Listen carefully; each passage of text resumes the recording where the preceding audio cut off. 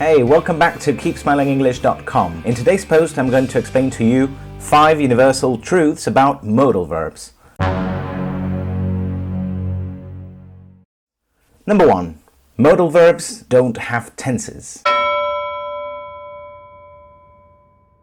Okay, what does this mean? What does the fact that they don't have any tenses mean? It means that modal verbs don't take any past, future, present perfect forms or anything like that, okay? Modal verbs appear as they are and they do not change, okay? Number 2, modals don't change according to the person.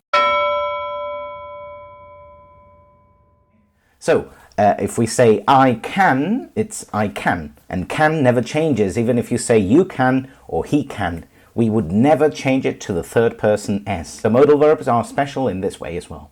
Number 3, modal verbs always are followed by a bare infinitive. So what does this mean? This means that modal verbs are followed by the infinitive without to. And this applies to all modal verbs except one, which is... That's right, it's ought to.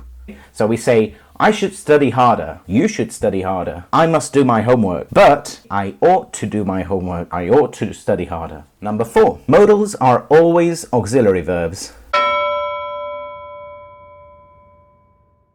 This means that modal verbs don't appear on their own. They don't exist on their own. So they always have to go with another verb. Play, do, know, be, believe, whatever. So you can say, I should study English. And if you want to make it negative, say, I shouldn't study English. We add the particle not to the modal verb, not to the other verb. We don't say, I don't can be. Say, I can't be or I cannot be. This also means that when you construct a question, you use the modal verb as the auxiliary verb. So instead of using do, did, have, or another auxiliary, you would use the modal verb. So you'd say, I can play football. So the question would be, can I play football? Can you play football? May I go to the toilet, please? Number 5, modal verbs give a touch to the main verb.